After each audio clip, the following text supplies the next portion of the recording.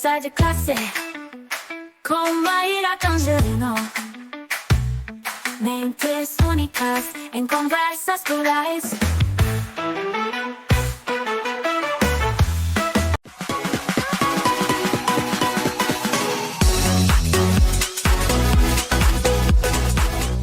Olá, pessoal! Boas-vindas a mais um Conversa de Classe.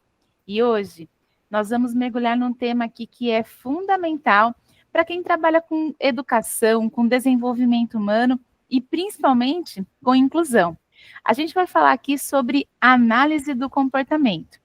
E para essa conversa, gente, eu tenho uma profissional aqui que ela foi altamente recomendada, né? Olha, ela é incrível, assim, porque muita gente falou assim, ó, vai atrás dela, fala com ela, que com certeza vai ser uma entrevista de classe, né? Que é a Alexandra de Paula. Ela é psicóloga, ela é especialista em análise do comportamento, psicomotricidade e neuropsicomotricidade. E ela tem uma atuação muito vasta, tanto na área clínica, mas também e principalmente aí na área da educação. E eu já combinei com ela que a gente vai começar começando, já vou mandar aqui a primeira pergunta, né? Alexandra, a análise do comportamento é uma abordagem que ela é extremamente aplicada na educação, mas também na inclusão. Muitas vezes as pessoas ainda associam psicologia comportamental a alguma coisa mecânica, alguma coisa voltada apenas ao controle do comportamento. Eu gostaria de saber como que você explica o verdadeiro potencial dessa abordagem para promover um aprendizado e desenvolvimento. Alexandra de Paula, com muita honra, com muita alegria, bem-vinda ao Conversa de Classe. Muito obrigada, é um prazer enorme estar com você e o pessoal, né? A análise do comportamento ela é uma ciência natural, né? Isso é muito importante nós termos em vista, porque muitas vezes a gente escuta assim, método ABA. O método, ele remete a uma receita, a algo que eu coloco para todo mundo, a mesma coisa, né? E não, a análise do comportamento ela é uma ciência, né? Ela é uma ciência formulada por Skinner, uma ciência natural, onde ela observa, estuda e interage sobre os comportamentos. Então, quando a gente atua na análise do comportamento com o indivíduo, com o paciente, o cliente, o aluno que seja, né? Como que a gente queira chamar, nós vamos estar atuando individualmente. Trabalhando para quê? Para que a gente possa aumentar os repertórios comportamentais que estão em defasagem para a idade dele, o que ele deveria estar fazendo, e também para diminuir os comportamentos que são interferentes, que são barreiras para que ele conquiste as oportunidades que estão em déficit. Então, é muito natural mesmo, é uma maneira, é muito para o indivíduo. Ali, é totalmente para ele. Então, assim, por isso, e é uma coisa assim, a análise do comportamento, ela não é só para o autista, ela não é só para a área escolar, ela é para toda a gama. Eu posso usar na clínica, no RH, no hospital psiquiátrico, em qualquer lugar que eu esteja, porque o nosso objetivo é analisar aquele comportamento e trazer a qualidade de vida para o indivíduo. Então, esse é o nosso objetivo na análise do comportamento. E na escola, isso tem, assim, um ganho significativo, né? Porque eu consigo observar aquele indivíduo e eu consigo atuar para melhora de qualidade de vida dele, para que ele alcance os repertórios que ele precisa alcançar na escola. E, Alexandra, veja assim como é essencial, né, você poder, acho que esclarecer mesmo, né? Eu sempre falo para as pessoas que vêm aqui ser entrevistadas que o nosso público é de docentes, mas também tem muitos graduandos que ainda vão ocupar esses lugares. Então, a gente trazer um pouquinho para eles o que é, né, o que significa essas ações de duas áreas que, embora elas não sejam áreas complementares, mas elas sempre andam lado a lado, né? Com certeza. Vejo que é muito importante, né? E até pensando nisso, né, os professores, as professoras no dia a dia da escola, eles enfrentam muitos desafios na gestão da sala de aula, no acolhimento das diferenças, mas acho que principalmente na mediação do aprendizado, né? Eu queria saber como que os princípios da análise do comportamento podem ser ferramentas poderosas para ajudar os profissionais a criar um ambiente que seja mais inclusivo e mais eficaz do ponto de vista do aprendizado. Sim, como nós analisamos, né, e nós trabalhamos, por exemplo, na educação pode ser e deve, né, para a pessoa com deficiência, ser construído um PEI para ele, onde vai ser analisado como ele está, os repertórios que ele está e o que ele precisa alcançar. Através disso, a análise do comportamento, ela tem várias ferramentas que ajudam a alcançar isso. Né? Nós temos várias, entre aspas, ali, técnicas que vão conseguir. Por exemplo, nós trabalhamos com uma abordagem de aprendizagem sem erro, onde não há um estresse dessa criança ou deste adolescente, onde a gente, através do nosso treinamento, né, a gente consegue oferecer as dicas necessárias para que ele alcance. Então, vamos pensar, às vezes, para uma atividade, ele precisa de uma dica total, às vezes, ele só precisa de uma dica visual, uma dica parcial para que ele consiga, a modelagem do comportamento, né? Então, nós conseguimos também trabalhar nos antecedentes do comportamento. Como assim? Por exemplo, aquele aluno que recebeu a atividade do professor e ele joga a atividade, ele rasga a atividade, ele se joga no chão, ele começa a gritar. Então, nós vamos analisar o porquê, qual é o antecedente disso daí, né? E as consequências que mantém esse comportamento, porque todos os nossos comportamentos, eles são mantidos pelas consequências. Vou dar um exemplo. Nós vamos num restaurante, fomos bem atendidos, comida boa, preço acessível a nós, nos reforça a voltar. Então, perceba, a todo momento nós somos reforçados, né? Então, nesse caso do aluno, nós vamos analisar: será que ele já tem o repertório necessário para aquela atividade? Será que ele consegue realizar? Ele tem o que é necessário para aquilo? Ou será que ele rasgou aquela atividade porque ele queria a atenção do professor? Então, através da análise funcional, nós vamos saber qual o motivo, né? Qual a hipótese dele ter jogado aquilo, e nós vamos agir no antecedente. Então, vamos pensar: se ele não tem repertório, como que eu vou exigir que ele alcance aquilo? Então, eu tenho que trabalhar nesses antecedentes. Para quê? Para que ele consiga alcançar. Eu tenho que trabalhar naquele conteúdo, às vezes adaptar ele para que ele consiga entender. Então, assim, isso traz um ganho maravilhoso. Às vezes pode falar assim, é uma utopia, não é. Isso é eu trazer a inclusão, a verdadeira inclusão. Eu saber onde ele está, as potencialidades que ele tem, as dificuldades que ele tem e agir nesse sujeito.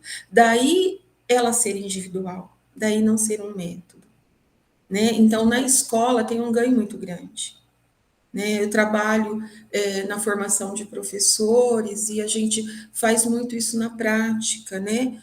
E realmente, às vezes, aquela não cabe na análise do comportamento pensamentos inferentes. Por exemplo, ele jogou porque eu acho que ele veio nervoso de casa. Eu acho que essa mãe não dá limite. Não, nós vamos entender aquele contexto atual, o porquê que ele jogou, rasgou aquela atividade, e nós vamos agir ali, né, para que ele consiga alcançar, na maneira E acho dele, né? E acho que isso que é o grandioso, né? Quando a gente Isso. olha para essa abordagem que você está falando, você até já comentou um pouquinho, né? De que método não é sinônimo, né? Método ABA não é sinônimo Não, para análise de comportamento. E você está mostrando aí para a gente que vai muito além disso, né? Eu até queria te perguntar se você pode trazer um pouquinho mais sobre essa relação, né? Como esse olhar para o comportamental pode contribuir para o desenvolvimento e autonomia, né? A gente pode até perguntar, por exemplo, de pessoas autistas, mas se você quiser também incluir aí outras pessoas na resposta, fica à vontade. isso. Autonomia, porque nós trabalhamos esse indivíduo como um todo, né? Eu falo sempre assim para as mães que eu atendo. Nós não temos uma matrix para esse filho que tem uma deficiência, um mundo autista, um mundo da síndrome de Down, não, mas eu tenho que lutar pelos direitos dele, mas eu tenho que fazer que ele funcione neste mundo. Eu preciso dar garantias de direito a ele. Então, através da aba, nós trabalhamos tudo. Essa redução desses comportamentos que possam impedir que ele alcance.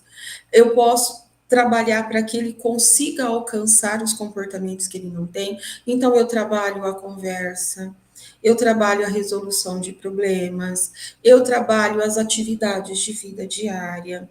Ele precisa, o que é importante, né? Nós somos também, assim, educadores, e nós sabemos a importância, mas tem momentos que não é interessante ele saber limpar o bumbum do que o AIO, o que vai trazer segurança para ele ali e evitar um abuso, né? Então, assim, ele se defender, ele atravessar uma rua, ele comer de uma maneira correta, ele saber fazer escolhas, ele saber pedir para parar, ele procurar ajuda. Então, tudo isso nós trabalhamos através de protocolos, a gente avalia. Então, nós temos protocolos para o comportamento verbal, que é, né, esses pedidos, os diálogos, até a cópia de lousa.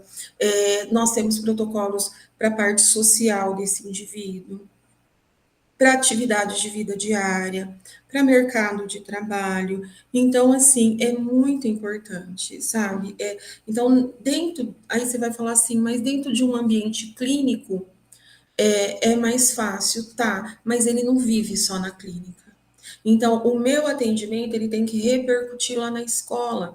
Eu tenho que estar em contato com quem atende, né? Eu preciso que ele generalize na casa dele. Ele não pode escovar os dentes só comigo. Vamos pensar no pequenininho. Ele tem que escovar lá na escolinha, ele tem que escovar na casa da avó, ele tem que escovar com a mamãe, porque senão ele não aprendeu. Então, nós temos tudo isso que a gente vai observando. A hora que a gente vê que esse indivíduo, ele generalizou, né? Ele aprendeu a passar com a gente a manteiga no pão, mas ele passa manteiga, ele passa Nutella, ele passa geleia. Ele generalizou. Olha quanto que é bonito isso, né? Então, assim, é muito importante. Ela realmente, ela traz uma qualidade de vida. As terapias, a gente vê assim, às vezes a criança com uma carga mais intensa, porque no Brasil nem são tantas, mas tem algumas crianças com carga intensa. Mas por quê? Porque a gente aproveita aquela janela de oportunidades da primeira infância, né? Onde ele tem uma aprendizagem com uma velocidade muito grande. A gente aproveita isso daí. Depois as coisas vão reduzindo. Conforme esse indivíduo aprendeu, a gente coloca aquele comportamento em manutenção e treina um outro. A gente sempre começa pelos comportamentos que colocam em risco ele. Nós temos, por exemplo, autistas que às vezes têm autoagressão, heteroagressão, né? Aquele autista que sai correndo na rua disparado. Então, a gente precisa atender esses comportamentos. A gente precisa ensinar ele se comunicar, porque a agressão, ela não é um fator de critério diagnóstico. Ela é uma dificuldade de se comunicar. Então, através da análise do comportamento, eu vou ensiná-lo a se comunicar. Eu vou prestar atenção quanto tempo ele dá conta de ficar dentro dessa sala de aula e que ele me peça para sair em vez dele se jogar ou dele jogar um material, né? Que ele consiga, eu vou prestar atenção nos antecedentes, quando eu falo, eu consigo entender que ele começou a se agitar na cadeira, que eu consigo prever a crise, porque a crise ela não começa aqui no topo, ela tem uma escala. Então eu faço a minha ação antes que instale uma crise mais forte para ele. Então, através da análise do comportamento, nós conseguimos manipular tudo isso. E ajuda muito o professor. Porque na faculdade, ninguém aprende a ensinar um aluno a sentar. Ninguém aprende a ensinar um aluno a te olhar. E na análise do comportamento, nós trabalhamos essas prévias de alfabetização. O sentar, a triangulação de olhar, o contato visual, a coordenação de olho e mão. Então, eu vou preparando tudo ele para essa escola. Que lindo, né? E um trabalho notável, né, Alexandra? Porque como isso faz uma diferença na vida Muito de cada grande, criança que passa, né? muito Por grande. você e por vários profissionais também que fazem, né, esse Sim, trabalho. A gente está caminhando aqui para o finalzinho, né? Mas queria até te fazer uma pergunta, assim, até provocadora, mas acho que ela é importante, né? Sempre que um conhecimento técnico acaba se popularizando, alguns mitos vão aparecendo, né? Eu queria saber, no caso da análise do comportamento, quais são os principais equívocos que as pessoas ainda têm sobre isso e como que você acha que a gente pode combater esses equívocos com uma informação de qualidade? um dos mitos, o método, né, que nós já falamos. Um outro mito é se ela é só para o autismo, nós também já falamos, mas eu penso que o que é mais forte se robotiza. Robotiza, sim e não. Robotiza se eu tiver com profissionais que não têm o entendimento da ciência, que é rígido no atender essa criança, porque a aba ela não é só mesinha, ela não é treinar um cachorro, né? Que a pessoa fala, nossa, treinou um cachorro, treinou com comestível, deu uma comidinha. Isso é uma prática que nem hoje é usada. Por quê? Porque a gente busca todos os reforçadores possíveis para que eu não ensine a criança a comer sem ela ter necessidade de comer, tá? É uma das primeiras coisas. Mas a aba, ela é naturalista também. Então, eu posso ensinar a aba no parquinho, na piscina, na casa da avó, no quintal da minha clínica. Ela não é só treino de mesa, lá dentro da escola, na aula de balé. Então, em todos esses lugares são oportunidades de ensino. Nós tivemos uma fala infeliz, né, de uma pessoa há um tempo atrás aqui. Então, abre passear na floresta? Não abre eu ensinar ele no ambiente que ele está. Onde ele está? Ele está na casa dele, ele está na clínica, ele está na escola, ele está no parquinho com as crianças. Então, se eu tiver um profissional que realmente ele não tem o conhecimento, ele vai robotizar, ele vai deixar a terapia chata, ele não tem ali a coerência, né, a ética. Mas não, nós temos profissionais e clínicas maravilhosas.